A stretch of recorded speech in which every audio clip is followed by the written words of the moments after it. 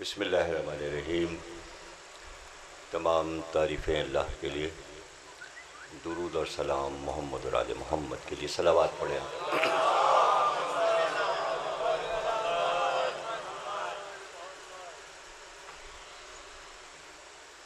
पूरी महफिल, पूरी मजलिस का तारुफ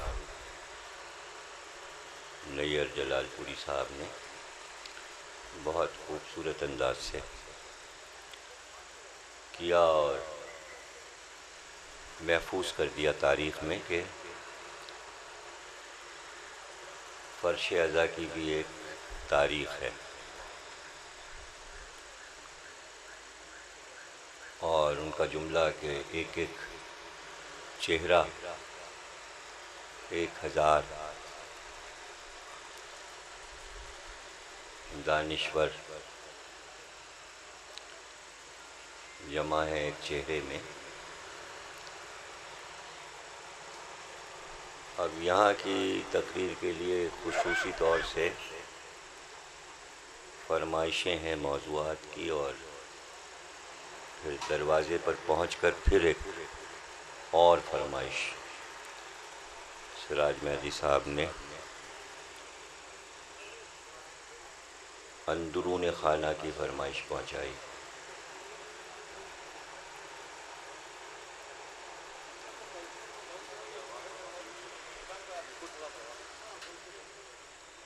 सिराज मेहदी साहब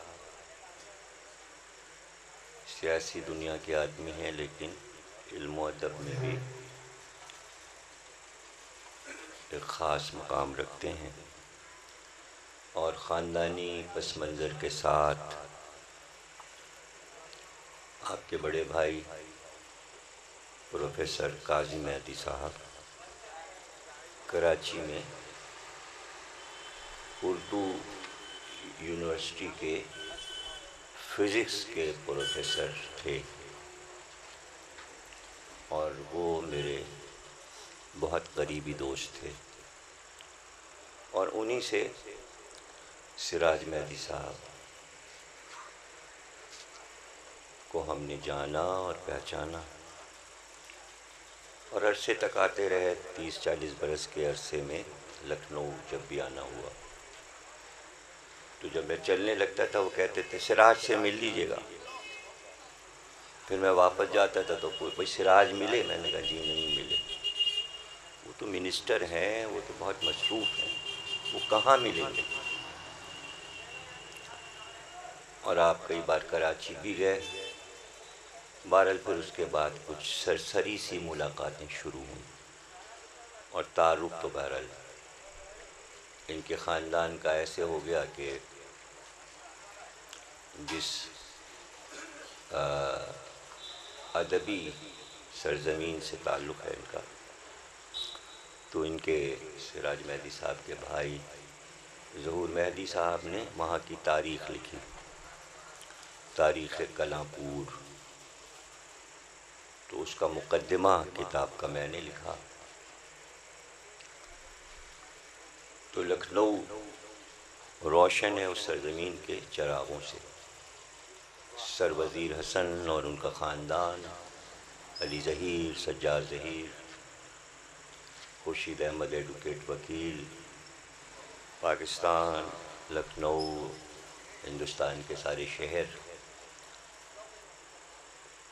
तो बहुत से इल्म व अदब के चराग कलांपुर के रोशन है। और आप हज़रात सबको जानते हैं, सर वज़ीर हसन रोड भी यहाँ मौजूद है लखनऊ में, वहीं के थे। और खुर्शीद अहमद एडवोकेट वकील इल्मी अदबी शख्सियत थे। जनाब जाफ़री साहब ने जब बज़्म मरसिया ख़ानी बनाई तो उसके नायब सदर मुहज़्ज़ब साहब सदर थे, खुर्शीद हसन एडवोकेट साहब नायब सदर थे बज़्म मरसिया ख़ानी। आज नवाब बब्बर साहब प्रेसिडेंट थे जी, और मुहज़्ज़ब साहब सरपरस्त थे। हाँ, सरपरस्त यहाँ मौजूद है। अच्छा माशाअल्लाह माशाअल्लाह। अच्छा देखिए, ये तकसीम भी अजीब हुई है, पाकिस्तान हिंदुस्तान, बेटे यहाँ हैं, दामाद वहाँ हैं, नवासा वहाँ है। तो पोता यहाँ होगा।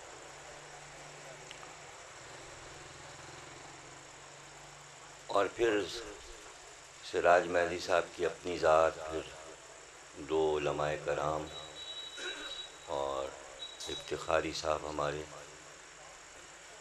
यानी अमामों में जीनियस तरीन, ज़हीन तरीन हस्ती अमामों में,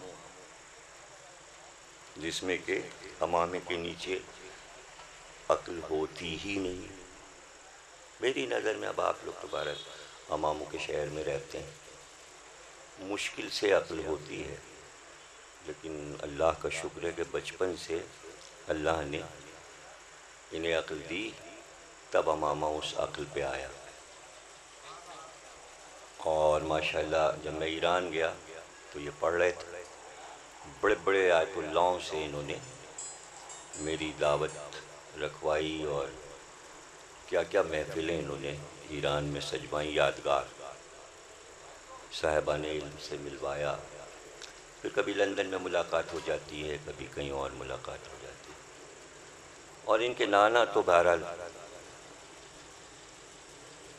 ऐसे दानिश्वर, ऐसे आलिम थे कि उनके अहद में शायद ही किसी ने इतना लिखा हो जितना इनके नाना ने कुतुब खाने नासिरिया में बैठ के काम किया, लिखते ही रहे। और एक उनकी बात मुझे बड़ी अच्छी लगती थी इनके नाना की, जहाँ जाते थे, जिस मजलिस महफिल में बैठते थे, सिर्फ किताबों की बात करते थे। तो ज़ाहिर है वही बैठेगा जो किताबों के बारे में जानता होगा, वरना लोग उठ के चले जाते थे। और बड़ी अच्छी बातें किताबों के बारे में करते थे, नई नई चीज़ें किताबों के बारे में उनसे मालूम होती थी। अब्बास रज़ा नैयर साहब तो बस इस शहर का एक मोजिज़ा ही हैं, बस समझ लीजिए। शायर भी, मरसिया निगार भी, अदीब भी, प्रोफेसर भी, डॉक्टर भी, नस्र निगार भी। तो ये तो समझ लीजिए, आज मैं मिसाल एक जगह दे रहा था, बैठक हो रही थी, लखनऊ की सूरत हाल पे गुफ्तगू थी, तो मैंने कहा 5-6 अब्बास रज़ा नैयर अगर लखनऊ में आ जाएं और काम शुरू कर दें जैसे वो कर रहे हैं, तो बहुत से हालात, जो परेशानी यहाँ मैं सुन रहा हूँ वो ये है एजुकेशन का मसला। सबसे अहम मसला लखनऊ का जो है वो एजुकेशन, तालीम का है। और जहाँ बैठा ये शिकायत है कि इतने क्लासेस, स्कूल, कॉलेज कायम कर दिए गए हैं, हॉस्टल, मुफ्त तालीम, लेकिन तालिब इल्म नहीं आ रहे। हर सेंटर पे 2-3, 2-3, 2-3। तो मैंने कहा घेर के लाओ, बच्चों को उठा के लाओ। वो कहने जी हाँ, ये भी करके देख लिया। इधर हुसैनाबाद में हम लोग घर घर गए कि बच्चों को लेके आए, और जैसे ही बच्चे से कहा चलो, अभी अभी तो हम पतंग उड़ाने जा रहे हैं, बाद में मिलिएगा। तो फिर मैंने एक राय ये दी कि भाई पहले जैसे लंदन और फ्रांस में जदीद तालीम का तरीका है कि अगर आ ही नहीं रहे बच्चे पढ़ने के लिए, तो वहाँ ये है कि जो उनके सब्जेक्ट हैं उसी को शुरू करा दिया है उन्होंने। तो मैंने कहा आप टूर्नामेंट करा दें पतंग का और वहाँ बच्चों को जमा करें और उन पे ये जाहिर करें कि असल इल्म पतंग है, और फिर सबको ढेर करके वहाँ आहिस्ता आहिस्ता उन्हें बताएं कि इल्म क्या है। तो ये एक परेशानी होती है, ये अज़ल से है, ये अज़ल से है कि फ़रिश्ते भी ये नहीं जानते थे हमारा रब कौन है। अगर अहले बैत ना बताते तो उनको पता भी नहीं चलता कि हमारा रब कौन है। तो इस तरह जो अहले बैत को मानते हैं वो इसी तरह बच्चों को सिखाएं। अच्छा, आप लोग ज़ाहिर है कि पेपर पढ़ते हैं, अभी आपको नई नई सी बातें लग रही होंगी, लेकिन बाहर से जो आता है वो पूरा सर्वे करता है, इसलिए आपको ये इल्म नहीं होगा कि यहाँ नई नस्ल में इल्म से बददिली क्यों फैली है। और उसकी बहुत सी वजूहात हैं। एक वजह जो पाकिस्तान में भी मौजूद है, बल्कि दुनिया के हर खित्ते में है, वो है गुर्बत। अमीर मुल्क भी गरीब हो गए हैं दुनिया के।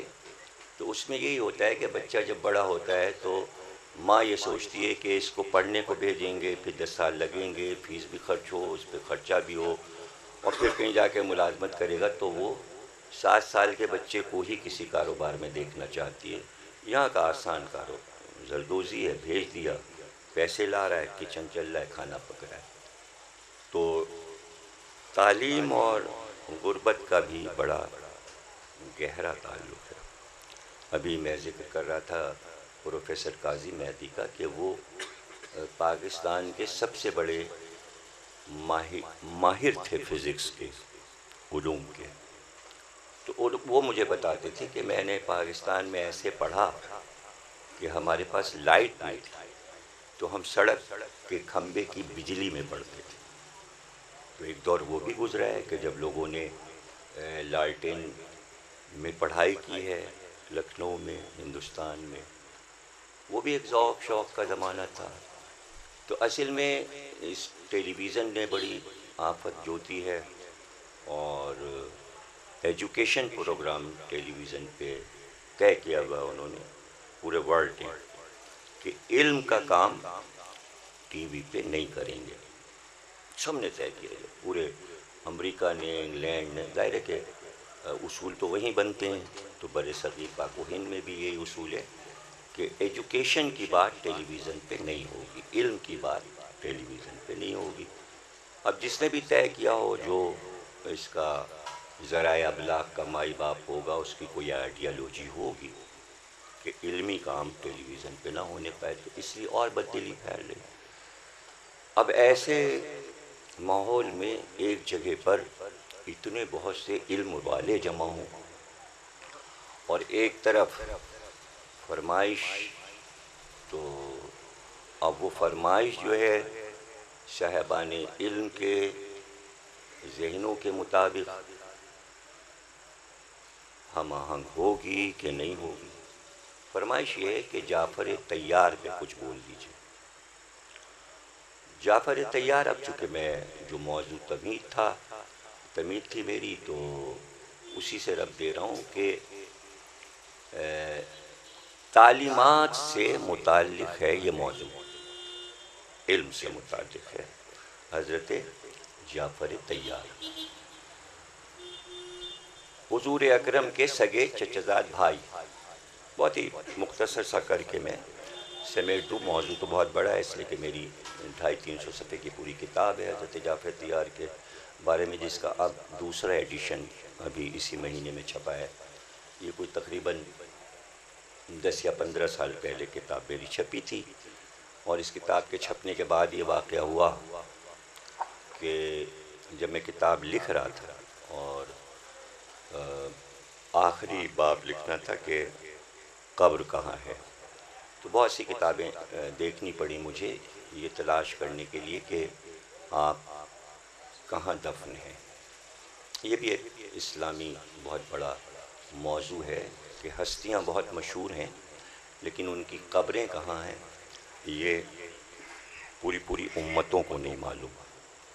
मसलन जैसे मिसाल है आपको दे दूँ कि हज़रत मूसा कितने बड़े नबी हैं, आप बताइए। 300 जगह पर कुरान में हज़रत मूसा का जिक्र है,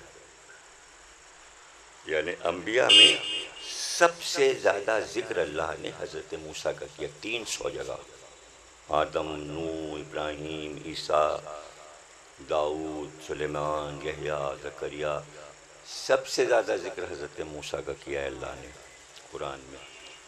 और कब्र कहाँ है किसी को पता ही नहीं, खुद उनकी कौम यहूदियों को नहीं मालूम कि दफन कहाँ है। तो इसी तरह बहुत सी मशहूर हस्तियों की कब्रों का कोई पता नहीं।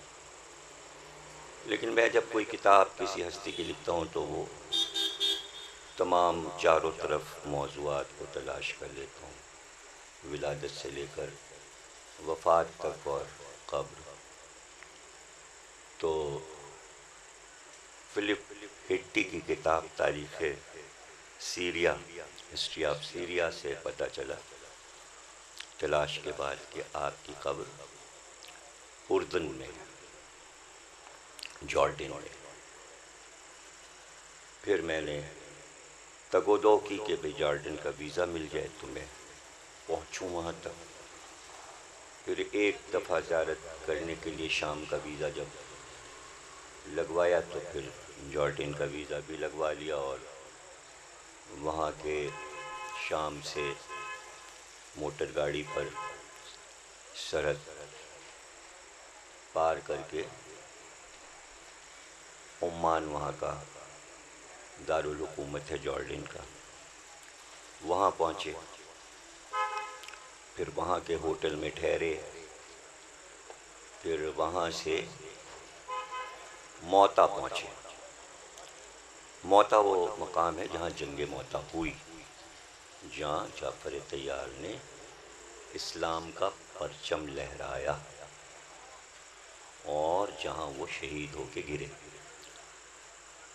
तो शाह हुसैन ने वहाँ मौता के मैदान को ये किया कि पूरे मैदान में जहाँ लड़ाई हुई थी उसे छोड़ दिया, ताकि जो बाहर के लोग आएँ, सयाह आएँ, उन्हें अंदाज़ा हो कि ये मैदान।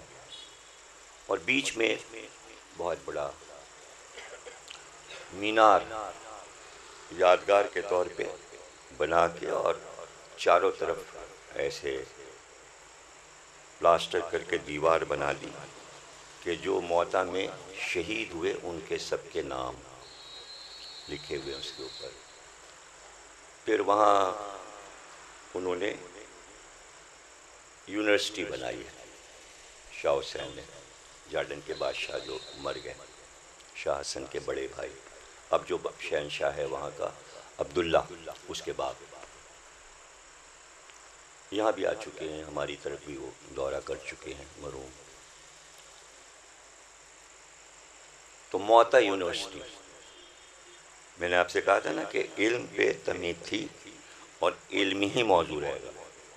और आपको ये कोई कसम नहीं दी है सिराज मेहदी साहब ने कि मुंह से ना बोलना, चुप बैठना। हाँ, ये कसम पता नहीं सिराज मेहदी साहब ने, यार दरवाजे पे कुरान लेके खड़े हो गए और सामीन आने लगे, इस पे हाथ रख के कसम खाइए, खबरदार मुंह से नहीं बोलिएगा।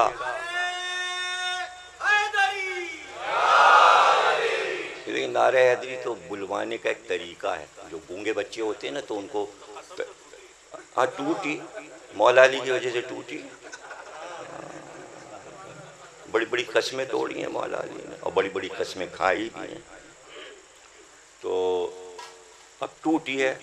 अब आप बोले, मुस्कुराए तो फिर चेहरे पे कुछ, देखिए पप्पू जनाब ये मुस्कुराएं तो महफिल मुस्कुराने लगती है। तो देखिए मज़ा आएगा नहीं बगैर बोले, ये मैं आपको बता दूँ।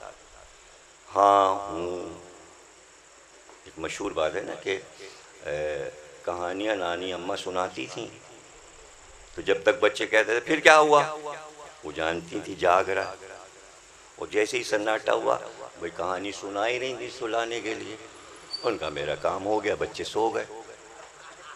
तो ये कहानी बच्चों को सुलाने के लिए थोड़ी है, ये वाली कहानी, ये कहानी जो है वो जगाने के लिए है ना। नारे तो लगते ही रहेंगे, लेकिन बोलना है भाई क्या कहना, हाँ भाई ठीक है भाई आप सही कह रहे हैं, बड़ा अच्छा भाई सुभान अल्लाह। और जब इसमें लोग एक मशहूर कर दिए ऐसी बात किसी कमबख्त में कि वो चमचे आते हैं जाके वो ज़बरदस्ती की वाह करते हैं, तो अब जो पढ़े लिखे हैं ऐसा ना हो यार वो बाहर निकल गए अल्लामा के चमचे हो गए हो क्या तुम वहाँ बैठे वाह करे। तो उसमें मैंने इतने लेक्चर दिए हैं कराची में, लाहौर में, लंदन में, मुल्तान में, कि बाबा ये वाह जो है ये जाकिर के हिस्से की नहीं है, इसलिए कि आप जुमला कहते हैं सुभान अल्लाह, तारीफ है खुदा की, और किसी चीज़ की भी तारीफ करें फ़लसफ़ा यही है, मंतिक यही है, हकीकत यही है कि वो तारीफ अल्लाह की होती है। ये जो कहा जाता है ना कि अल्हम्दुलिल्लाह रब्बिल आलमीन, सारी तारीफ है, सारी, यानी आपने कहा गुलाब का फूल कितना खूबसूरत है, खुश रंग है, खुशबू अच्छी है, ये फूल की तारीफ नहीं है, अल्लाह की तारीफ। भाई बच्चा कितना अच्छा है, समझदार है, और अरे भाई किसका बच्चा, बहुत उम्दा बच्चा, ये उसके बाप की तारीफ नहीं है कि उसने पैदा किया, अल्लाह की तारीफ। भाई ये इम्तिहान में पास हुआ, टॉप किया, अरे भाई क्या ज़हीन लड़का है, अल्लाह की तारीफ। दिमाग उसने दिया है, दिमाग उसने इस्तेमाल किया। ये याद रखिए, कायनात में किसी शह की तारीफ हो, ऐसा अल्हम्दुलिल्लाह अल्लाह ने कह दिया कि किसी को क्रेडिट देने ही नहीं देता, वो ले ही नहीं सकता कोई क्रेडिट। जिस चीज़ की तारीफ होगी, अभी तमीद में मैं कितनी तारीफ़ें कर रहा था सिराज मेहदी साहब की, उनके ख़ानदान की, उनकी सरजमीन की, उनकी तारीफ़ नहीं, ये सब अल्लाह की तारीफ़ है। इसलिए कि ऐसा बनाया, इल्म दिया, हाफ़ज़ा दिया, ज़हानत दी। इंसान कुछ अपनी कोशिश से कमाता है, कुछ अल्लाह का दिया होता है। जो अल्लाह का दिया होता है उस पर अगर कोई हसद कर रहा है कि ये ज़हीन है, इसकी आवाज़ अच्छी है, इसका कद अच्छा है, इसका चेहरा अच्छा है, ये तो अल्लाह की देन है, तो वो अल्लाह से हसद कर रहा है, तो अभी से लड़ा। इसलिए अल्लाह ने कुरान में हासिदीन की मजम्मत की है कि हमारी देन पर हसद कर रहे हो। तो अब आप जिस तरह जागे और जिस तरह आपने दोस्ती की मजलिस से, इस तरह जब आप मौजू पे आएंगे तो फिर हम आगे बढ़ेंगे, वरना फिर हम बीच में कुछ और पीस लगा के बताएंगे कि ये जब आप कहते हैं वाह, वाह के क्या मानी, वाह अल्लाह का नाम है, वाह अल्लाह का नाम है, और इसमें घबराहट ना हो। हर रसूलुल्लाह ने फरमाया, हर नेक लफ्ज जो दुनिया में वजूद रखता है वो अल्लाह का नामे नामी है। हर नेक लफ्ज, अलिफ बे ते से ये तक, ये सब अल्लाह के नाम है। इसी तरह वाह अल्लाह का नाम है। और इसकी जो तशरीह है वो यूं है कि अल्लाह और वल्लाह, वल्लाह कसम है, अल्लाह तारीफ है। तो अगर आप अलिफ हटा दें अल्लाह का तो लिल्लाह रह जाएगा, ये भी अल्लाह का नाम है। और लाम हटा दें तो लह रह जाएगा, ये भी अल्लाह का नाम है। और अगर आप अलिफ और अल्लाह का है लिख लीजिए और बीच से तजदीद और लाम हटा दीजिए तो आह बचेगा, ये भी अल्लाह का नाम है। वल्लाह कसम है, वाह और अलिफ रहने दीजिए, बीच के सारे लाम निकाल दीजिए, तजदीद और है रखिए तो वाह बन जाएगा, वाह भी अल्लाह का नाम है। और इसके लिए सरकार ने फरमाया हदीस ये कि एक ऐसा नाम है कि अगर कोई कसम खा ले कि हम कभी अल्लाह का नाम नहीं लेंगे, तो जब वो बीमारी में मरीज बनता है और उसे तकलीफ होती है तो वो कहता है तो अल्लाह बीमारी को बढ़ाता है ताकि ये और हमें पुकारे। सर में दर्द हो रहा है, सीने में दर्द हो रहा है, ओह जितनी बार कहेगा भाई क्यों कहलवा रहा है, बहुत गुनाहगार है, हमें मानता भी नहीं है, ये हमें पुकार रहा है, अब हम इसके गुनाह खत्म कर रहे हैं। इसने कहा है, कहा है, तो बेख्याली में भी गुनाह माफ हो रहे हैं। इससे पता चला कितना रहमान और रहीम है, कितना रहमान और रहीम है। जोश वलियाबादी ने अल्लाह की रहमानियत पर इतनी बातें की, पूरी शायरी कुल्लियात अस्मत मलियाबादी ने मुरतब किया, पढ़ के देखिए। लोग कहते हैं जोश अल्लाह को मानते नहीं थे, जितनी दोस्ती अल्लाह से जोश की थी किसी शायर की नहीं थी। हालांकि हर शायर की लड़ाई अल्लाह से रहती है, चाहे वो सौदा हों जिनका कलाम अभी गुलाम सकलैन साहब पढ़ रहे थे, शन्ने साहब, और चाहे वो मीर हों, चाहे वो गालिब हों। अल्लाह मियाँ से वो लड़ाई जो है वो लड़ाई नहीं, माशरे को बताना है कि तौहीद के रुमूस क्या हैं। जितना दीवाने गालिब तौहीद को समझाता है, दीनियात की किताब नहीं समझाती। पहले मिसरे से लेके और आखिरी मिसरे तक गालिब के आप चले जाइए। मुश्किल लिबास काबा अली के कदम से जान, नाफे ज़मी है ना कि नाफे रिजाल है। एक तौहीद का सफ़र है इसमें, गालिब के शेर में कि हरन जंगल में मौजूद होता है, लेकिन जब नाफे में मुश्क भरता है तो वो नाचने लगता है, घूमने लगता है। ये खुशबू कहाँ से आ रही है? घबराहट हो रही है हरन को। और हरन से गज़ल का बहुत गहरा ताल्लुक है, इसलिए कि हरन को ग़िज़ाल कहते हैं और ग़िज़ाल से लफ्ज़ बना है गज़ल। और गज़ल का ताल्लुक आँखों से है कि जिस वक्त शिकारी हरन को मारता है और करीब आता है पकड़ने के लिए, तो जो आँखों में हरन के, चूँकि हरन की आँखें बहुत खूबसूरत होती हैं, ग़िज़ाली आँखें कही जाती हैं, तो जो बेकसी उस वक्त होती है कि अब शिकारी मुझे गिरफ्तार कर लेगा, तो ग़िज़ाल कहते हैं हरन को। तो जो बेकसी आँखों में उसके होती है, अब ये मुझे ज़िबा कर देगा, आँखें बताती हैं। तो उसको, उस अमल को जो हो रहा होता है, उसे कहते हैं गज़ल। यह है हरन से ताल्लुक़ गज़ल का। अब वो पता नहीं लोगों को बड़ी मस्ती आती है, गज़ल के मानी औरतों से बातचीत करना। ये क्या बात होगा? ये क्या बात होगी? औरतों से बातें करना, हर वक्त शायर बैठे औरतों से बातें करना। नहीं, वो बेकसी जो हरन की आंख में है, तो करबला भी तो है गज़ल में, तो औरतों से कहाँ बातें हो रही? किसने लिख दिया ये गलत सलत गज़ल के मानी? गज़ल के मानी है बेकसी, इसलिए गज़ल में करबला आई कि गज़ल के मानी ही बेकसी हैं,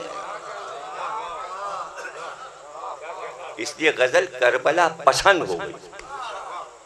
और उसी से गज़ल में जब दर्द के पहलू आए तो शायर बड़ा हो गया और उसको शेर की दाद मिली। तो गम के बगैर कोई मौजू सब्जेक्ट जो है वो तरक्की याफ्ता नहीं बनता। लेकिन गज़ल नंबर 1 हो गई, और उसके बाद अगर असनाफ में कोई मकाम मिला तो मरसिया को, या गज़ल या मरसिया, दोनों का ताल्लुक़ करबला से है। उसके अलावा आप देख लीजिए कसीदा और मसनवी, वो मकाम नहीं पा सके जो मरसिया और गज़ल को मिला, इसलिए कि इन दोनों में करबला है, कसीदे में करबला नहीं है। कसीदे में बादशाह हैं सारे, वो मर गए, कसीदा मर गया है। अबे शुअरा तो कसीदा लिख रहे हैं बहादुर शाह जफर का, अब कौन पढ़े, किसको सुनाए, कहाँ है बहादुर शाह जफर? खत्म हो गई बात। हाँ, वो कसीदे के जो मासूमीन की बारगाह में हों और पैगंबर की मकान में हों, उनका क्या कहना। तो कहाँ से कहाँ बात निकल गई कि भाई इल्म, तालीम, तालीम क्या है? शुरू ही में हम बात कर लें कि तालीम किसे कहते हैं। तालीम के लिए अकबर इलाहाबादी ने कहा कि भाई तालीम जो है उसका दिल, तालीम का दिल जो है वो अली है।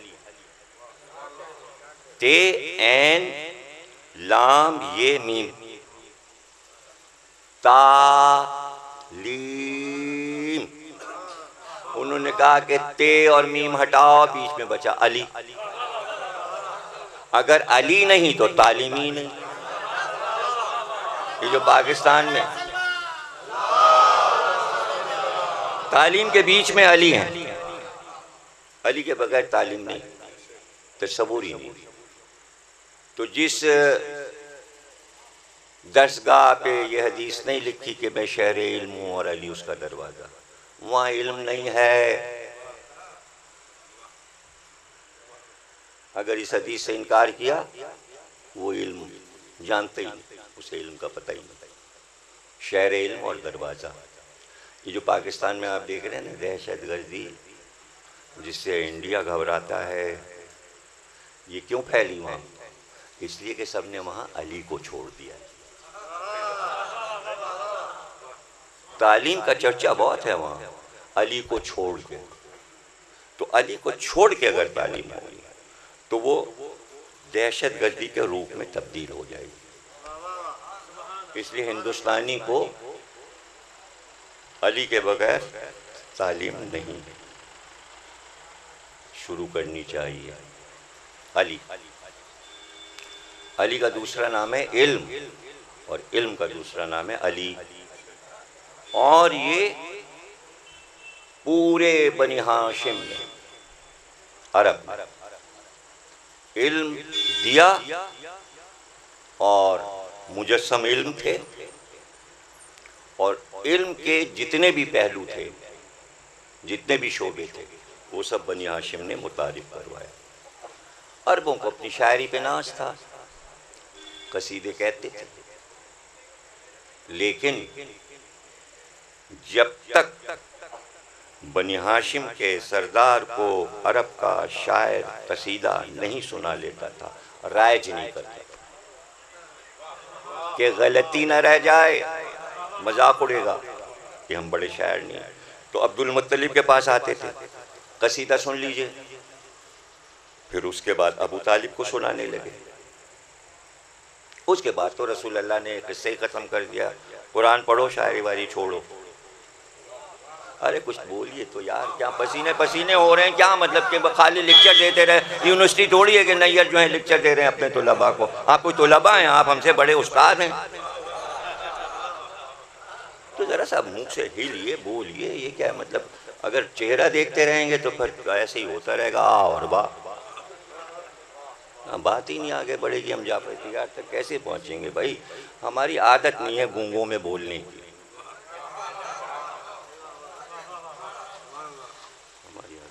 कौसर न्याज़ी कहते थे कि अगर मजमा खामोश है तो फिर गोया कब्रिस्तान में तकरीर की है,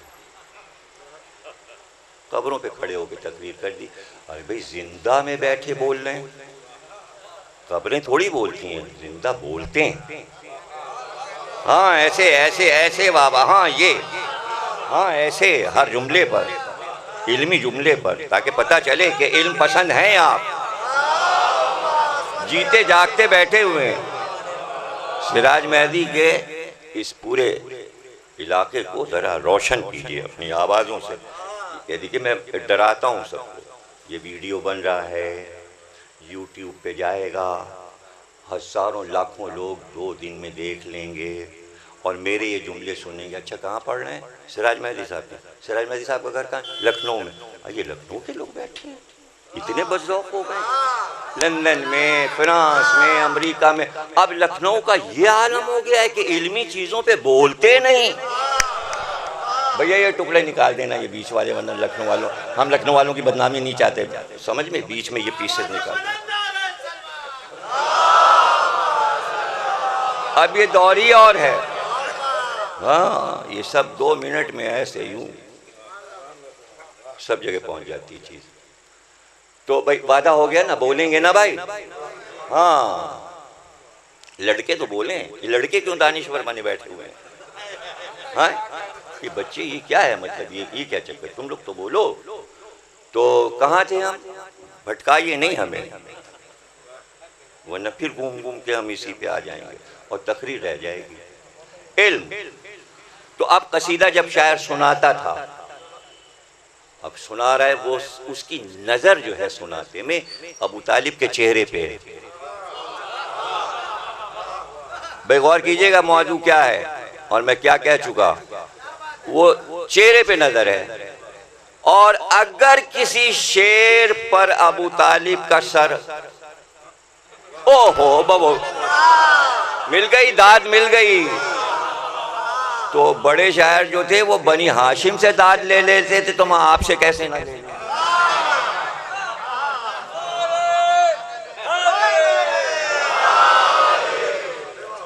जैसा पानी मंगवा दीजिएगा, पानी पिला दीजिएगा,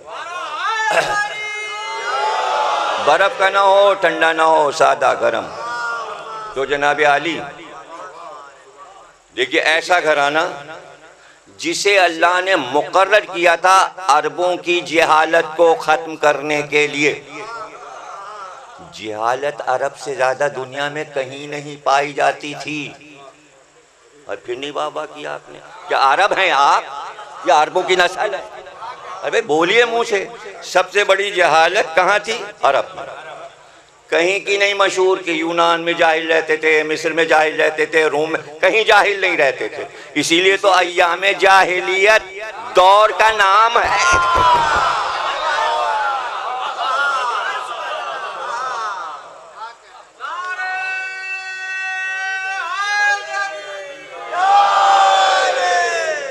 और एक है जिहालत और एक है जाहिलियत। जिहालत ये कि कुछ ना जानना, और जाहिलियत ये कि तौहीद को ना मानना। दोनों आदतें अरब में थी।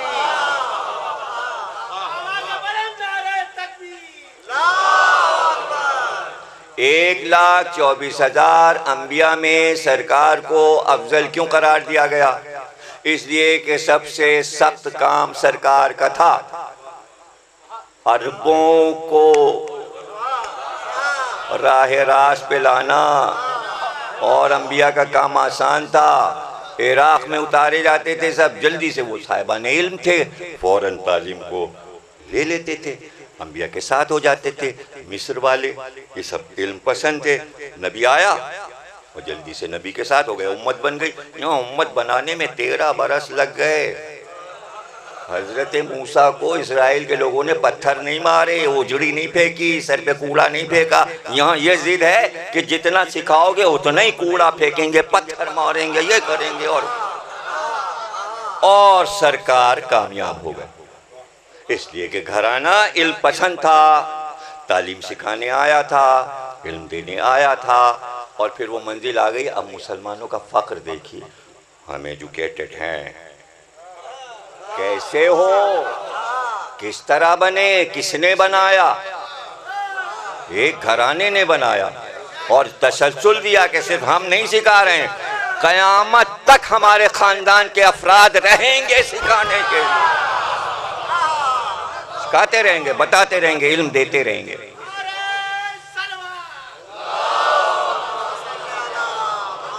इल्म को इबादत से जोड़ दिया। इबादत को लोगों ने आदत समझा, आदत नहीं है, इल्म है। इबादत इल्म है, नमाज रोजा इल्म है, आदत नहीं है। मुजाहिरा दिखावा नहीं है, इल्म है। तो इस्लाम की हर शय को इल्म करार दे दिया, हर चीज में इल्म रख दिया। तो इबादत को भी, सजदा भी इल्म है।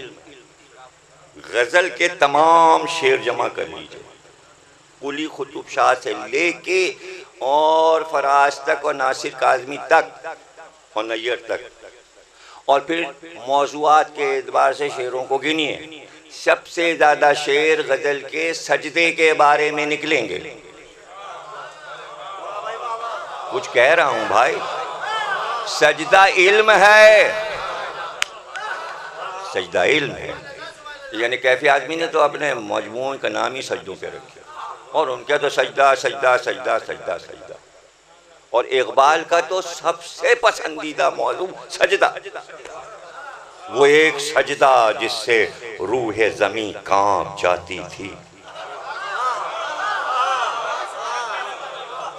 अल्लाह, मीर तकी मीर क्या कम से कम 3000 शेर सजदे पे हैं। मीर तकी मीर क्या सजदे पे, गजल से सजदे का क्या ताल्लुक? इल्म है। शेख पड़े मेहराब हरम में पहरों दुगाना जपते हैं। मीर तकी मीर, शेख पड़े मेहराब हरम में पहरों दुगाना जपते हैं। सजदा उस इक्तेक तले का उनसे हो तो सलाम करें,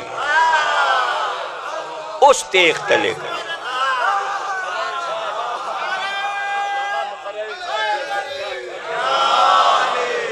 शेख पड़े मेहराब हरम में पहरों दुगाना जपते हैं। सजदा उस तेख तले का उनसे हो तो सलाम करें। मशहूर गजल है उनकी, सलाम करें। बारे सजदा अदा किया तहे तेख, कब से ये बोझ मेरे सर पर था। मीर तकी मीर, जेरे शमशीर सितम मीर तड़पना कैसा, सर भी तस्लीम मोहब्बत में हिलाया न गया। सजदा सजदा सजदा सजदा मेरी किताब है उर्दू गज़ल और करबला। सजदे के सारे शेर मैंने एक जगह पर शोरा के जमा किए, किताब लेके पढ़ लीजिए, मज़ा आएगा। उर्दू गज़ल और करबला। मगर मसला यहाँ पर एक ये भी दरपेश है कि उर्दू का क्या होगा।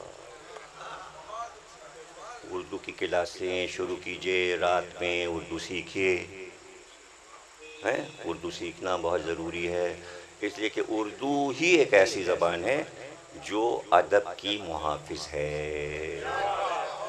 बड़े आराम से अदब समझा देती है उर्दू। मिठास शीरीनी बहुत जलते हैं लोग उर्दू से, बहुत जलते हैं, अरबी वाले भी फारसी वाले भी। मगर उर्दू ने ऐसा कुछ किया, 700 साल हिंदुस्तान में फारसी कचेरी की ज़बान थी, हुकूमत की ज़बान थी। ऐसा कब्ज़ा किया कि फ़ारसी को ईरान वापस भेज दिया और अरबी को अरब भेज दिया। मैं हूँ।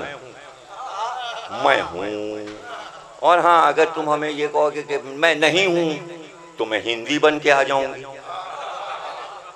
अब जो हिंदी है हिंदुस्तान में वो उर्दू है, वो वाली हिंदी थोड़ी है जो 250 सब पढ़ के देख लीजिए। तुलसीदास, कबीरदास, मीराबाई, भूषण, रसखान, सबको पढ़ लीजिए। क्या ये वो उर्दू है या वो हिंदी है? वो कुछ और कह रहे हैं। गुरु गोविंदो खड़े काको लगे पाए हैं।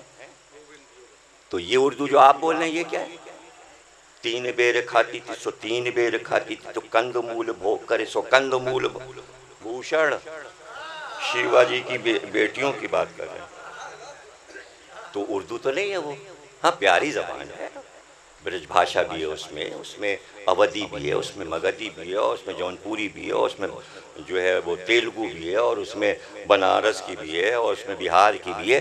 वो तो मिलावट है। लेकिन उर्दू ने तो सबको समेट कर सबकी सरपरस्ती करके जो समझना है हमसे समझो। तो पहले उर्दू की अजमत तो बताएं तौलबा को कि उर्दू की अजमत क्या है। मुझे बड़ी खुशी हुई कि अजय पीएचडी कर रहा है इनके यहाँ से। अजय, मैंने कहा बेटवा तुमने कैसे उर्दू पढ़ ली? अरे भाई हमने तो पहली से शुरू की थी। अम्मा ने कहा तुम उर्दू नहीं पढ़ पाओगे, हिंदू हो। मगर मैंने जब पढ़ना शुरू किया तो मुझे आ गई। आज पीएचडी कर रहा है अजय, बल्कि हो गई पीएचडी उसकी। उफक, बहुत अच्छा तो तालिब इल्म है। तो आपने बताया अमेरिकन आपके यहाँ आया हुआ है, उर्दू में पीएचडी कर रहा है। और ये लखनऊ के लड़के क्या कर रहे हैं? सलवात पढ़िए, सलवात पढ़िए। आज जब वो वहाँ मैं बैठा हुआ था मुअज्जब साहब के यहाँ, तो एक लड़का आ गया, वो हॉलैंड से आया हुआ था, डच, 23-24 साल का। मैंने कहा ये काहे के लिए आए? कहीं लिए ताशुक पे पीएचडी करने आए हॉलैंड से। और मैंने कहा बैठो भैया ज़रा ताशुक का कलाम तो सुनाओ। नहीं, हमें जाने दीजिए। तो मुजर्रफ साहब से मैंने पूछा भाई क्यों जाना चाह रहे हैं? बैठे ज़रा ताशुक का कलाम तो इनसे सुने, याद है इनको? कहने नहीं, ये जहाँ इन्होंने घर लिया वहाँ कुत्ते बहुत हैं, तो ये कुत्तों से बहुत डरते थे, पहले पहुँच जाते हैं। कुत्ते तो रात को 11 बजे के बाद भौंकना शुरू करते हैं। लखनऊ कुत्तों का डर, और पीएचडी करने आए हुए हैं। भाई इल्मो अदब से मोहब्बत हो बस, और क्या। अच्छा, अरबों ने क्या किया? उन्होंने कहा भाई हम काबे में नमाज पढ़ने ही नहीं देंगे इनको। और जाफर तैयार पहुंचे हुए हैं पढ़ने के लिए। अब सजदा करें तो उनके ऊपर कूड़ा फेंकें और उनको मारें पत्थर। तो और जाफर तैयार के लिए लिखा है इबादत के बड़े शौकीन थे। आके रसूलुल्लाह से कहा कि सरकार वो तो नमाज ही नहीं पढ़ने देते, हल्का बना लेते हैं, मजाक उड़ाते हैं, सीटियाँ बजाते हैं, क्या क्या करते हैं, कैसे नमाज पढ़ूँ? तो कहा जाफर कुरान ये कहता है, अल्लाह ये कहता है कि हमारी ज़मीन तंग नहीं है। देखिए यहाँ से हिजरत का फ़लसफ़ा निकला। और अल्लाह कहता है हमारे सजदे के लिए वहाँ निकल जाओ जहाँ पुरसुकून अमन के साथ तुम हमारा नाम ले सको। तो जाफर अगर ये नहीं तुम्हें इबादत करने दे रहे हैं, अल्लाह का नाम नहीं, तुम यहाँ से निकल जाओ। जाफर ने कहा ठीक, कहाँ जाऊँ सरकार? का तुम अफ्रीका चले जाओ, जो आज का युगंडा है, अफ्रीका चले जाओ। तो जाफर ने तैयारी शुरू की। कहा जाफर अकेले ना जाओ, और भी इबादत पसंद है। तो 83 आदमियों की फेहरिस्त बनी, जिसमें औरत मर्द बच्चे सब कुछ थे, 83 आदमियों की। और कहा जाफर इन सबको लेके तुम जाओ, और इनके वारिस, इनके सरपरस्त तुम हो। तो उसमें बहुत से मशहूर लोग गए। उम्मे सलमा उम्मुल मोमिनीन भी उसी कारवां में थीं। और काफ़िला रवाना हुआ, यमन पहुंचा, फिर कश्ती पे बैठा और वहाँ से पार करके, और वो अफ्रीका जाने का ये तरीका था कश्ती के ज़रिए। और यमन जाना पड़ता था, समंदर यमन से लगता है अरब का। इस तरफ अफ्रीका की तरफ जाने के लिए। अब देखिए काफिला वहाँ पता चला ईसाई हुकूमत है और बादशाह नजाशी जो है वो ईसाई है। अब ये काफिरों ने पीछा किया, मक्के वालों ने, कुरैश ने, कि वहाँ पर जाके हम इन्हें सज़ा दें, ये हमसे भागें। तो 3-4 आदमी वहाँ पहुँच गए नजाशी के पास, बादशाह के पास।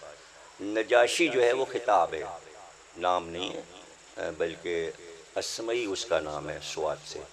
तो जैसे रूम के बादशाह को कैसर कहते थे, ईरान के बादशाह को किसरा कहते थे, इसी तरह अफ्रीका के बादशाह को नजाशी कहते थे।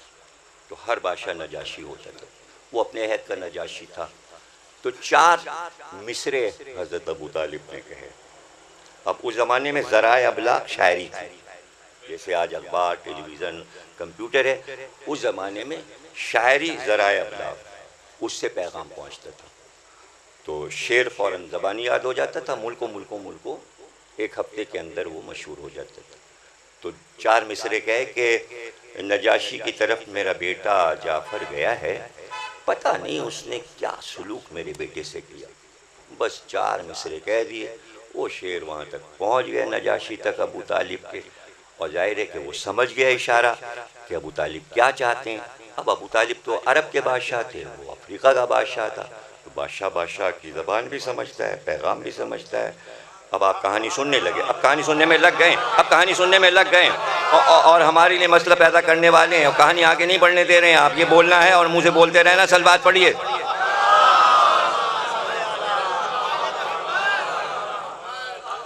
अब जनाब वहाँ पर पैगाम पहुँच गया। उसको तो पता है, इल्म वाला ही आलिम का पैगाम जानता है। अब ये लोग पहुँच गए नजाशी के पास और कानाफूसी करने लगे, कहने लगे भागे हुए लोग हैं, ये हमारे मुजरिम हैं और हम इनको पकड़ के ले जाएंगे। ये तो हमारे मुजरिम हैं, ये तो हमारे तमाम खुदाओं को बुरा भला कहते हैं, ये और वो, इनसे हमारा झगड़ा चल रहा है। और तख्त पे बैठे हुए पहलू में, और वो बेचारे सब सामने खड़े हुए हैं। तो नजाशी ने कहा कि जाफ़र से हम गुफ्तगू करेंगे, और टाइम रखा गया और वो आएँ और गुफ्तगू करें, भाई इनकी शिकायत हैं, क्या करके आए हो मक्के से, ये है वो है। तो फिर जाफ़र ने गुफ्तगू शुरू की। जब आप मेरी किताब पढ़ेंगे तो जाफ़र की तकरीर 5 घंटे की है, 2 किस्तों में है, और वो मैंने छापी है पूरी तकरीर जाफ़र की। क्या खुतबा है, इसलिए कि फसाहत व बलागत बनी हाशिम पे ख़त्म थी, खिताबत उन पे ख़त्म थी, शायरी उन पे ख़त्म थी। न ऐसे शायर पैदा हुए, न ऐसे खतीब पैदा हुए, न ये फसाहत और बलागत किसी ने पाई जो बनी हाशिम को मिल गई। तो अल्लाह तो घर देख के अपना काम करवाता है ना। फसी और बलीग लोगों को देखा तो फसी और बलीग किताब उतारी। अनीस अंसारी साहब बैठे हुए हैं। अब बताइए, जब ऐसे आदमी बैठे हुए हों और जाफरी साहब बैठे हों, तो फिर शन्ने ने सौदा के शेर पढ़े। और वहाँ हजरतगंज में जाके जहाँ चाट मसाला बिक रहा है, कपूर होटल में बैठ के बहरों से कहा तुम्हें सौदा के शेर सुनाए, तो कहेगा इसको सौदा हो गया, ये सौदा ही हो गया। कौन सौदा? तो जो सौदा को जानेगा उसी के सामने तो शेर पढ़े जाएंगे। तो कुरान वहीं तो उतरेगा जो फसाद और बलागत के मानी जानता हो।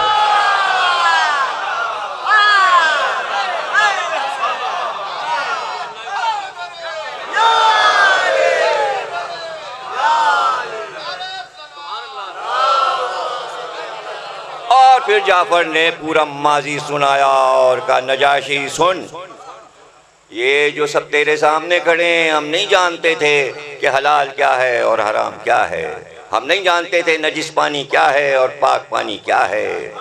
हम तो गढ़ों से, गंदे गढ़ों से बरसात का जमा पानी पी लिया करते थे, हमें नहीं पता था पाकीज़गी और तहारत क्या है। हम आपस में लड़ते थे, खूंरेज़ी करते थे, एक ऊँट पर लड़ाइयाँ जारी रहती थी। फिर ज़ात इलाही ने मोहम्मद को भेजा और हमारी तमाम बुराइयों को दूर किया और हम में ऐसा अमन कायम किया कि हम जानने लगे कि अमन क्या है। तहारत क्या है, अच्छी चीज़ क्या है, बुराई क्या है, और उसने हमें सिखाया। और ये जो कुछ कह रहे हैं ये गलत कह रहे हैं। जब से वो पैगाम पहुंचा रहा, ये सब दुश्मन हो गए हैं उसके। देखिए बात तो बहुत अच्छी है, वो भी इल्म पसंद था नजाशी, तो वो बात तो समझ गया जाफर की, लेकिन सियासत एक ऐसी चीज़ है, ये वाली सियासत नहीं, इंडिया की सियासत तो बहुत अच्छी, पूरी दुनिया में डंके पीटे हुए, ऐसी जमहूरियत कहीं नहीं है जैसी इंडिया में है। आइडियल जमहूरियत है, यहाँ सबको आज़ादी है, अपना मैसेज दे सकते हैं, यही है जमहूरियत, यही है इंसानियत जो हिंदुस्तान में है। और अगर ये जमहूरियत अपना लें सारे मुल्क, यूरोप वाले हों या अमेरिका वाले हों, तो पूरी दुनिया में अमन हो जाए। ये तो अशोक का मूल बना हुआ है आजकल। मोदी साहब को अशोक के बराबर हिंदुस्तान मिला है। हिंदुस्तान की बड़ाई ये है कि दो दो टुकड़े कट जाएं फिर भी हिंदुस्तान बड़ा रहता है। अरे अभी नहीं वाह करें, मैं पाकिस्तान की तारीफ थोड़ी कर रहा। सलवात पढ़िए, सलवात पढ़िए।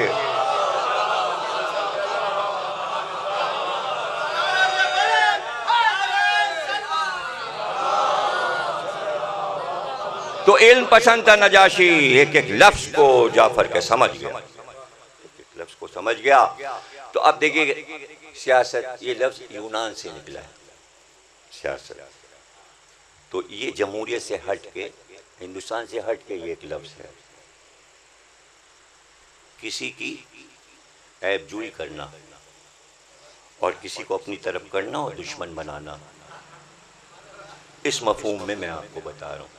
तो कान में वो आए हुए सफ़ीरों ने नजाशी को ये कहा, देखिए कमाल देखिएगा, देखा बादशाह मुतासिर हो गया, ऐसा ना हो मोहम्मद के पैगाम की तरफ राग़िब हो जाए। तो कान में कहा, इनसे पूछिए तो ये ईसा के बारे में क्या कहते हैं।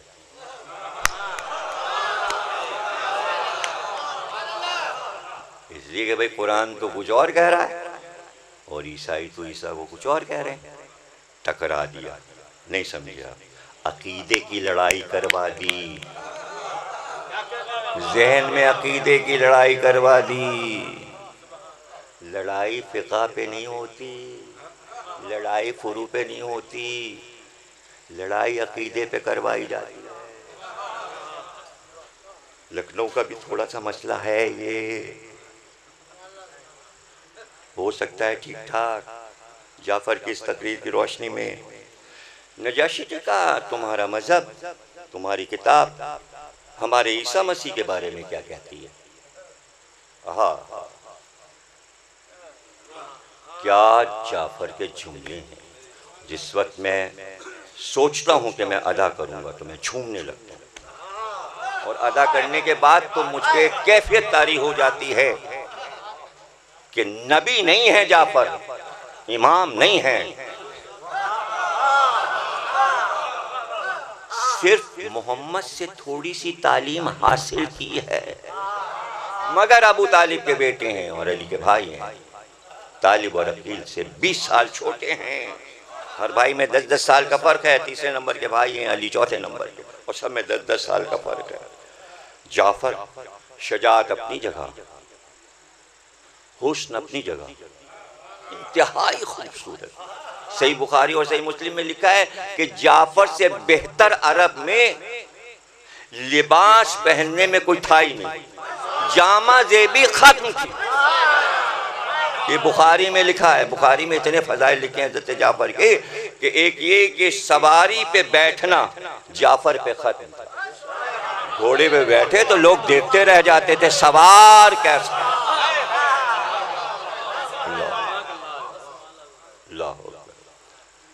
हुस्न, खूबसूरती, अमामा बांधे खड़े हुए, शमले लटके हुए, कबादोश पे, कबा पहने में, कमर कसी हुई है पटके से, तकरीर कर रहे हैं, बलन कामत, हुस्न में लाजवाब, फसाहत और बलागत, लहजा खूबसूरत।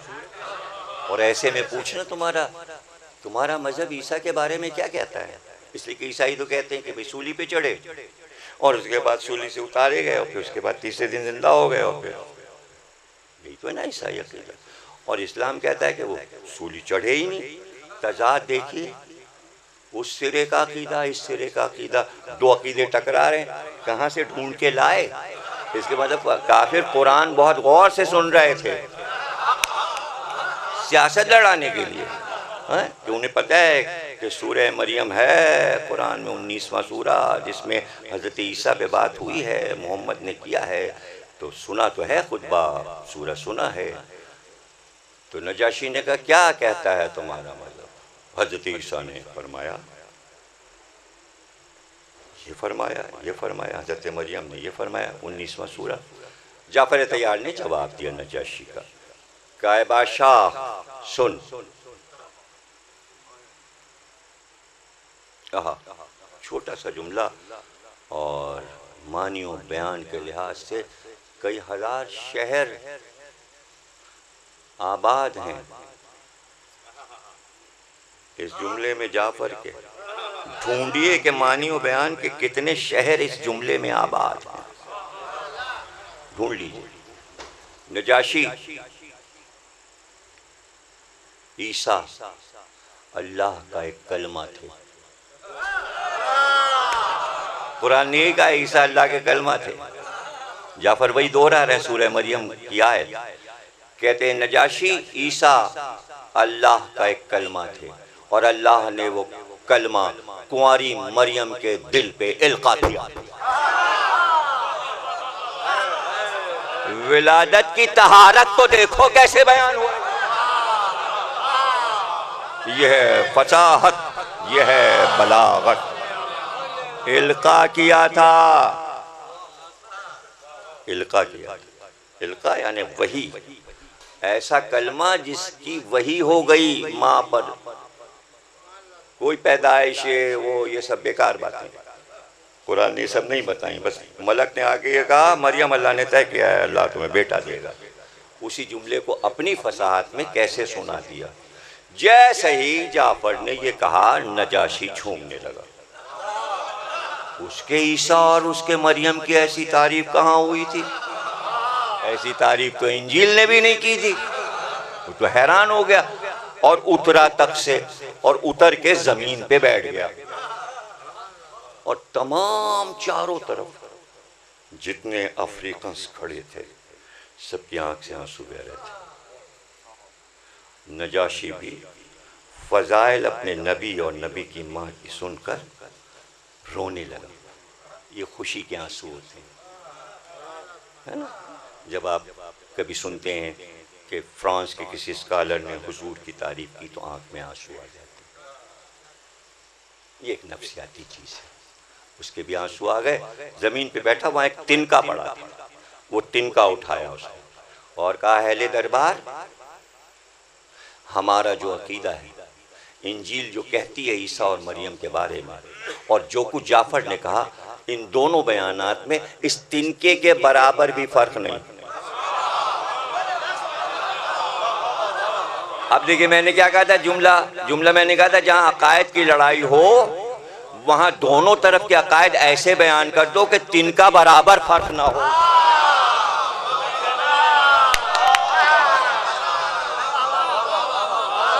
झगड़ा खत्म हो जाएगा, कोई परेशानी की बात ही नहीं है। तो उसने कहा कि तुम 83 आदमी जहां चाहो हमारे मुल्क में रहो, हम तुम्हें कॉलोनी देते हैं, मकानात बना के देंगे, जब तक चाहे अफ्रीका में रहो। और मकान दे दिए गए। तो उस वक्त ये था कि सब गले मिलने लगे। ईद हो गई आपस में, जहाँ डर था कि कहीं कत्ल न कर दिए जाएं, और नजाशी ने उनको भगा दिया, मक्के के जाहिलों को। वो वापस चले गए और ये रहने 14 साल ईसाई मुल्क में मुसलमान 14 साल आराम से रहे। जुमला पसंद नहीं आया आपको? उसी की तासी में आज सारे ईसाई मुल्क अपने कलेजे से मुसलमानों को लगाए बैठे हैं। भाई वाह करना पड़ेगी आपको। फ्रांस नेशनलिटी देता है मुसलमानों को, लंदन देता है, अमेरिका देता है, जर्मनी देता है, हॉलैंड देता है, सऊदी अरब मुसलमानों को नेशनलिटी नहीं देता।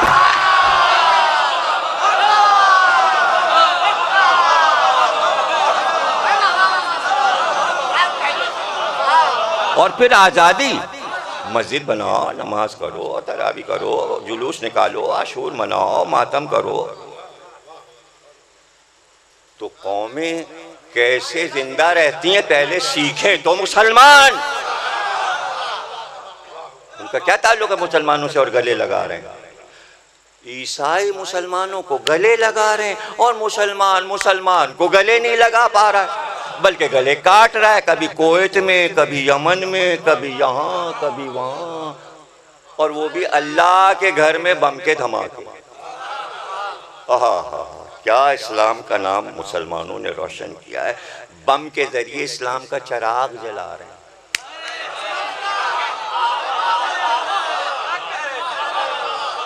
एक चिराग ये है जो यहाँ जल रहा है, सिराज, जमहूरियत का हिस्सा है ये चिराग। हिंदुओं ने ये तो नहीं कहा आप मुसलमान हैं, जाइए जमनपुर के नौगांव में, क्या आपसे हमसे क्या मतलब। कांग्रेस ने गले लगाया हुआ, कांग्रेस का नाम रोशन ही इसीलिए रहा, और भी सारी पार्टियां जितनी भी सियासी, हर एक में मुसलमान मौजूद। और वहाँ पाकिस्तान की तमाम पार्टियां शियों को नहीं लेती। आप शिया हैं? No. Jamaate Islami? No no no no. अरे वो भी छोड़ दीजिए, किराए का मकान नहीं देते। शिया हैं आप, मकान नहीं देंगे, मजलिस करेंगे, लोग आ रहे हैं और रोना और पीटना और नहुसत फैलाना, यहाँ हम नहीं देंगे मकान। ये है मुसलमानों का कल्चर। जाहिलियत वापस आ गई। पाकिस्तान नहीं बनाया, सऊदी अरब की जाहिलियत वापस लाए हैं। इंडिया जाग रहा है, इल्म फैल रहा है। जो देख रहा हूँ, इमारतें बन रही हैं,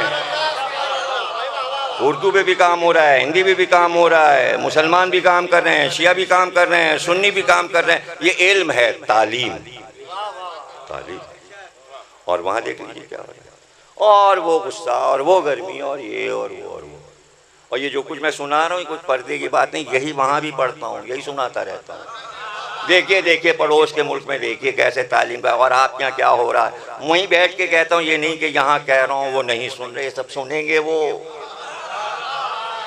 भाई यही तो इल्म है, सुनाना तो है, बताना तो है, और उनको बताते रहते हैं, समझाते रहते हैं। तो हम वहाँ बैठे समझा रहे हैं, ये समझिए आप कि हम समझा रहे हैं, ये हमारी ड्यूटी वहाँ लगी हुई है। वरना लखनऊ क्यों छूटता हमसे। अल्लाह मियाँ ने चाहा जाओ उनको समझाना अदब क्या है, इल्म क्या है। अब 14 साल के बाद 7 हिजरी में जब खैबर फतह हुआ और मदीने में इस्लाम अपने उरूज पे पहुंचा, तो जाफ़र के वहाँ शादी भी वहीं हुई। नजाशी ने भी शादी की, जब उसके यहाँ बेटा पैदा हुआ तो जाफ़र के यहाँ भी पहला बेटा पैदा हुआ, उसने जश्न मनाया, तुम्हारे यहाँ भी बेटा हुआ, हमारे यहाँ भी बेटा हुआ। और उसने भी अपने बेटे का नाम अब्दुल्ला रखा, और जाफ़र ने भी अपने बेटे का नाम अब्दुल्ला रखा। अब्दुल्ला इब्न जाफ़र सबसे बड़े बेटे, फिर दूसरा बेटा ओन हुआ, फिर तीसरा बेटा मोहम्मद हुआ। जाफ़र के कई बेटे हुए। 14 साल के बाद नजाशी से कहा हम जाएंगे, हमने बहुत दिन से अपने भाई मोहम्मद को नहीं देखा। अब नजाशी ने जो तोहफे भेजे हैं जनाब सरकार के लिए, बादशाह था, ऐसी ऐसी ज़रें और घोड़े और ये और वो और पता नहीं क्या क्या सामान, ये मोहम्मद को हमारी तरफ से दे देना, लिबास, चादरें, अबाएं, क्या क्या घोड़े दिए। और जनाब 83 आदमी, उसमें से बहुत से लोग बीच बीच में आते रहे, जो बचे थे उनको सबको लेके जाफ़र चली। और उसी यमन के रास्ते से पहुंच के मदीने में दाखिल हुआ। मदीने में आए जाफ़र तो सन्नाटा, खामोशी। भाई सन्नाटा क्यों है? का सरकार तो गए हुए खैबर, वहाँ खैबर की लड़ाई हो रही। तो फौरन जाफ़र ने कहा हमें ऐसा मदीना नहीं अच्छा लगता जिसमें मोहम्मद ना हो।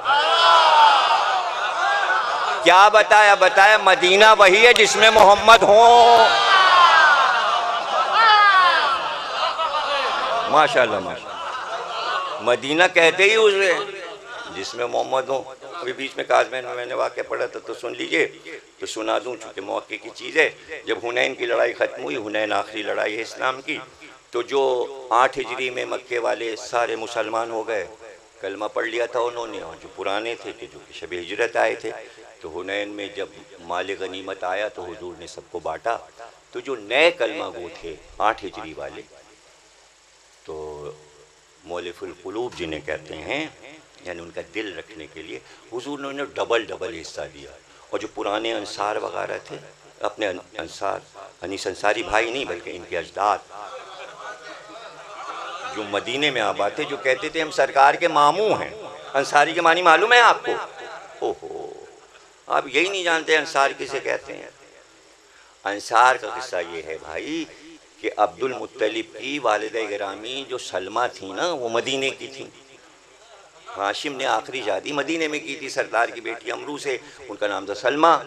उसके बाद हाशिम का इंतकाल हो गया, फिलिस्तीन में जाके कब्र उनकी इसराइल में है।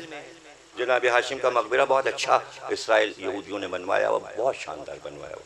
नेट पे देखिएगा, पड़ा हुआ। कहते हैं ज़ियारत को तो आया करो हमारे यहाँ जनाब हाशिम की, यही तो दादा हैं रसूल अल्लाह के। वो लोग जाते हैं, सब ईसाई वगैरह ज़ियारत करते हैं। बहुत अच्छा रौज़ा बना हुआ है जनाब हाशिम का। तो जनाब अली अब्दुल मुत्तलिब का ननिहाल है मदीना। तो जब काफिरों ने मक्के के बहुत हुजूर को परेशान किया, तो हज करने अंसार जाते थे मक्के।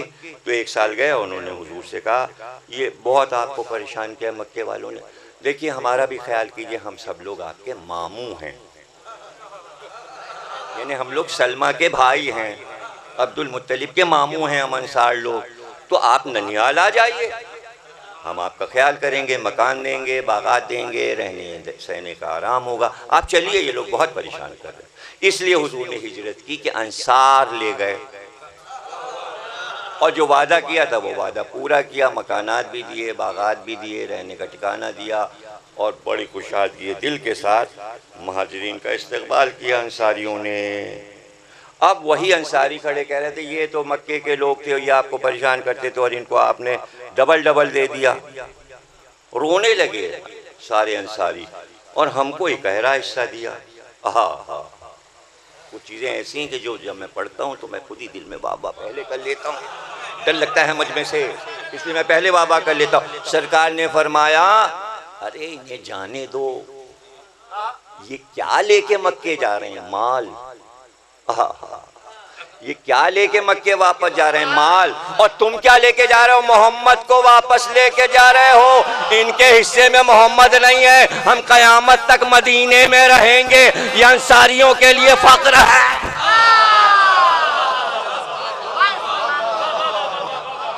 अंसारियों की मोहब्बत में रहे मदीने में। अगर कुरैश से मोहब्बत होती तो मक्के वापस चले जाते। कुरैशी और हैं, अंसारी और हैं।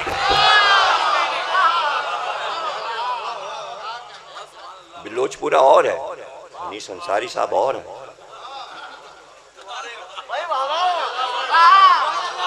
अब लखनऊ वाले नुक्ते नहीं समझते, ये अजीब है।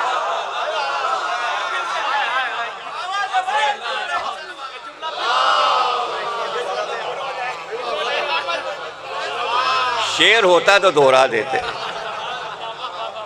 तो जनाब अली जाफर ने कहा हम तो भाई मदीने में नहीं रुकेंगे, और सीधे खैबर पहुंच गए जाफर तैयार। अब सुनिए भाई, मजलिस तो ख़त्म हो गई फ़ज़ाइल के लिहाज से, अब दूसरी फरमाइश जो है वो शुरू होगी, उसमें भी ख़तरा है। इसलिए कि मसाइब का पोर्शन और क़यामत है। अब कोई ज़हीर इफ्तिखारी साहब अमामा पहन के क्या रोएंगे सर पीट के? बड़ा मुश्किल है, सख्त तरीन मंजिल, और इतनी फरमाइश है कि ये चीज़ मुझे इतनी प्यारी है कि मैं गिरिया के बगैर पढ़ ही नहीं सकता। हैदराबाद में पढ़ा था तो अपने सिराज मेहदी साहब की वालदा की फरमाइश है, उन्होंने कैसेट सुना होगा, थोड़ी सी पढ़ देंगे तबर्रुकन, इसलिए कि फरमाइश है, पूरी चीज़ नहीं पढ़ सकते। तो वो जनाब सुगरा का ख़त है जो सुनने की फरमाइश है।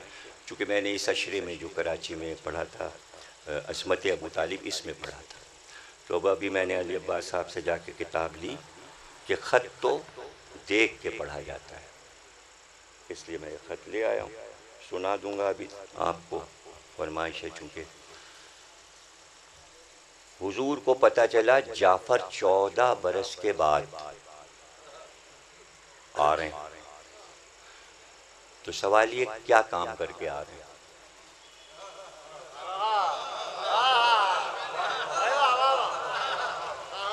देखिए, अमेरिका को पता चला कि मेरे पास कुछ बहुत कीमती मखतूतात हैं 700-800 बरस पुराने। उनका सफ़ीर मेरे घर आ गया, एम्बेसडर जेम्स। जेम्स ने कहा मुझे दिखाइए कुतुब खाना। मैंने दिखा दिया, उसने वीडियो बनाया। हम भाई ख़रीदेंगे। हमने कहा भाई ख़रीद लीजिए। भाई कितने के? उन्होंने कहा इतने के। पैसे आएंगे हांगकांग के बैंक से, अमेरिकन बैंक।